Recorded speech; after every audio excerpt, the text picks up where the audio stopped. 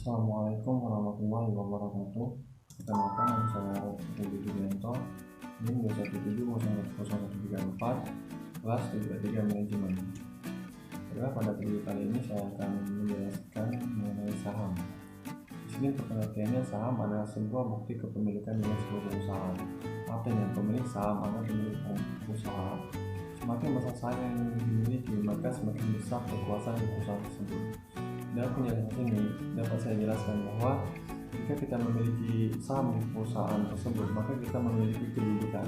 Semakin tinggi saham yang kita beli dari perusahaan tersebut, maka kedudukan kita semakin besar. Misalnya kita memiliki saham sebesar 70%, maka kita akan dianggap sebagai pemiliknya karena saham kita miliki adalah 70%. Begitu juga pada keuntungan dari saham. Jika kita memiliki saham yang besar, maka keuntungan yang akan kita dapat besar. Dan juga sebaliknya, jika saham yang kita miliki kecil, maka keuntungan yang kita dapat juga kecil.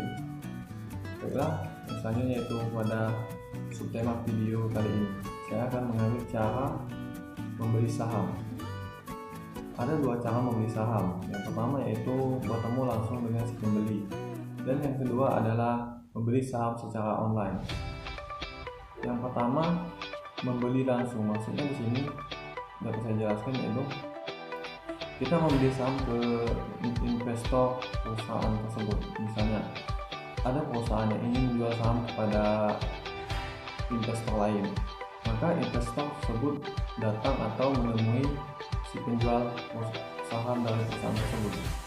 Maksudnya orang tersebut menjual kepada investor, dan investor tersebut ingin membeli saham dari perusahaan tersebut.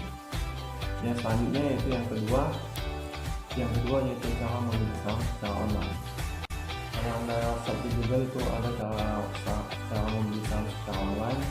Yang pertama yaitu buka rekening saham. Untuk bisa membeli saham, kita harus terdaftar sebagai nasabah suatu sekuritas. Dan yang kedua itu deposit dana. Dan yang ketiga, install software online trading.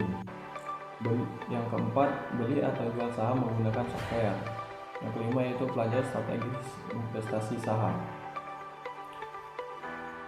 Di sini tadi ada keterangan yaitu mengenai sekuritas dan trading.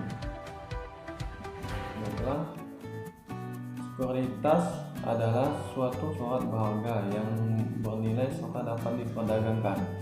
Efek dapat dikategorikan sebagai hutang dan ekuitas seperti obligasi dan saham. Perusahaan ataupun lembaga yang menerbitkan efek disebut penerbit.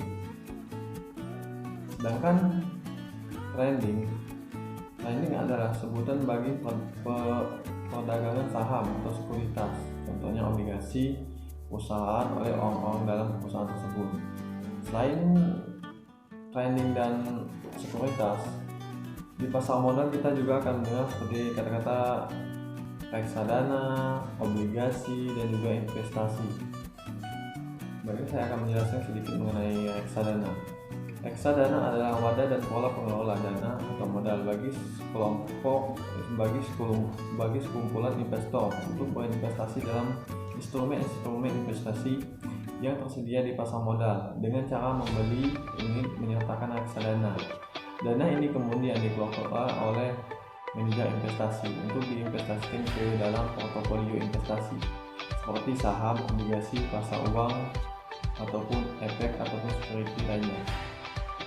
Saya kemarin sudah tentang reksadana. Sepengetahuan saya sih seperti reksadana seperti joki. Maksudnya kita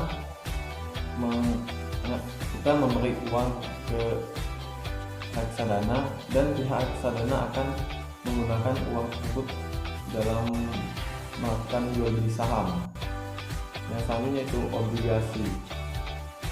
Obligasi adalah surat berharga atau sertifikat yang berisi perjanjian antara perusahaan emiten sebagai peminjam dana dengan investor sebagai pembeli dana. Penerbit obligasi wajib membayarkan bunga secara rutin serta melunasi pokok pinjaman saat jatuh tempo.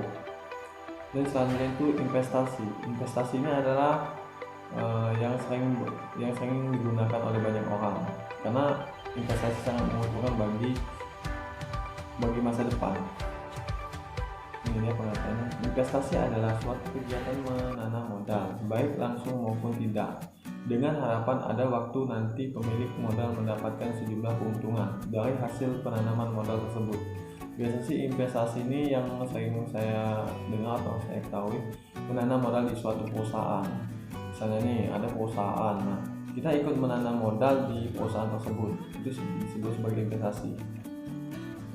Nah, jika kalian ingin melakukan jual beli saham secara online, sebaiknya kalian menggunakan aplikasi yang sudah terpercaya seperti MNC dan YouTrade. Di sini saya pernah menggunakan MNC.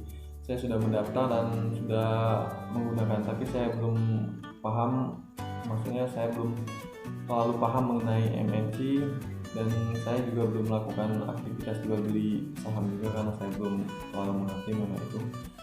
Nah, saat Anda melakukan aktivitas jual beli saham secara online, maka saat Anda akan mendaftar, itu ada dua pilihan setahu saya. Yang pertama yaitu mengenai pilihan reguler dan juga syariah. Di sini saya menyarankan syariah karena syariah sudah pasti itu sesuai dan tuntutan ajaran agama Islam. Dan bagi yang ingin menggunakan pilihan reguler, yaitu pilihan kalian, maksud saya begini, itu hak kalian ingin menggunakan pilihan reguler atau syariah. Mungkin sekian video dari saya. Apabila ada kata-kata yang salah, saya mohon maaf. Kepada Allah saya mohon ampun. Wabillahi taufiq wal hidayah. Wassalamualaikum warahmatullahi wabarakatuh.